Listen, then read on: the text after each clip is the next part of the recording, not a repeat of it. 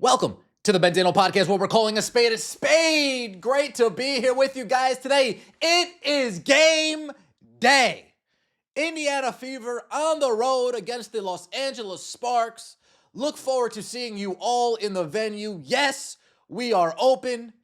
And rumor has it, don't blink now, but there are no reported injuries.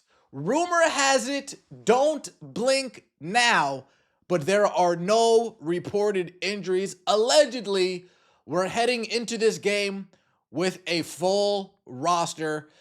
Folks, this is the first time the Indiana Fever have walked into a game injury-free with a full roster since last year, since early last year. First game last year before DeWanna Bonner took a leave of absence. Is that how long it's been since we've seen an empty injury report?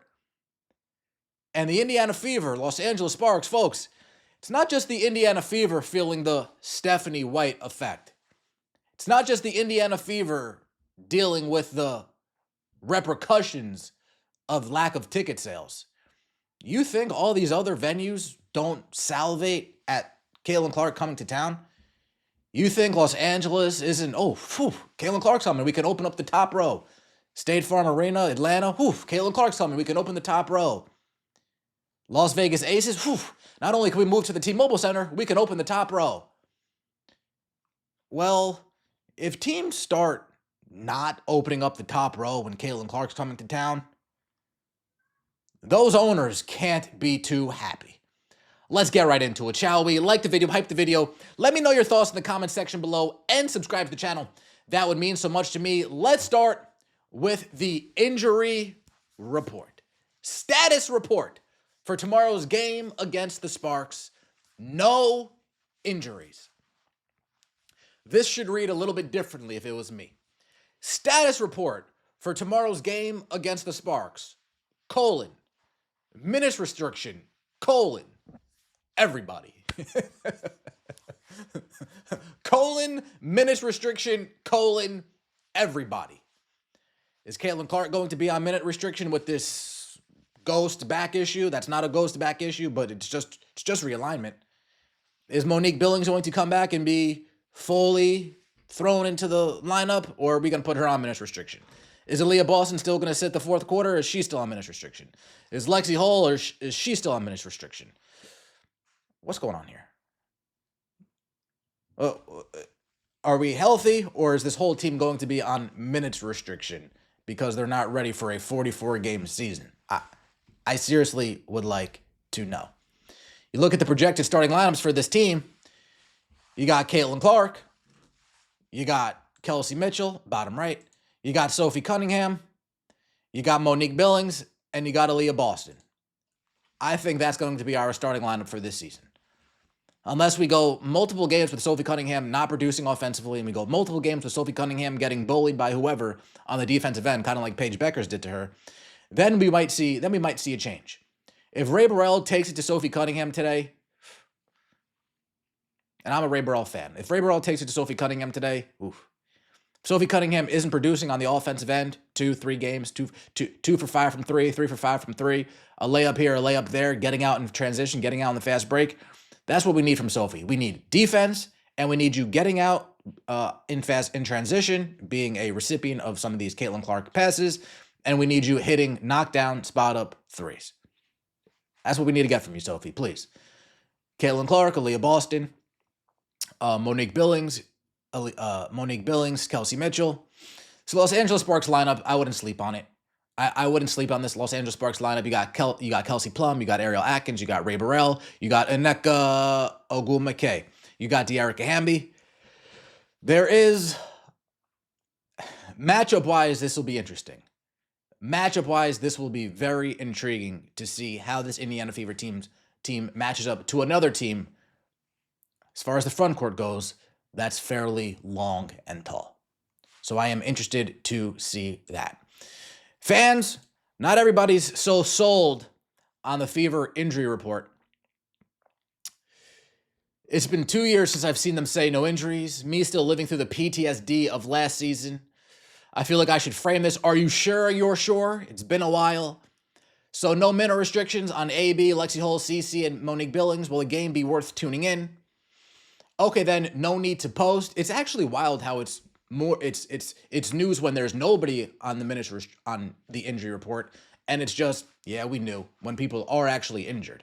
That's how far we've fallen. After 3 months of lying to us last season with the day-to-day BS about Kaylin's injury, it's kind of hard to believe this. I don't trust a damn thing Stephanie White or anybody from this franchise says. Y'all have made it this way what y'all did last year. Y'all usually put players in the last minute for injury report. I remember Chloe Bibby was finally injury-free the day before the game. Then y'all put her in the injury again last minute. That's true. What they did with Chloe Bibby was nasty work last year. This post always scares me. If only we could believe these reports after last season. Yeah, the Indiana Fever is going to have to get some trust back. Trust that they lost only due to them.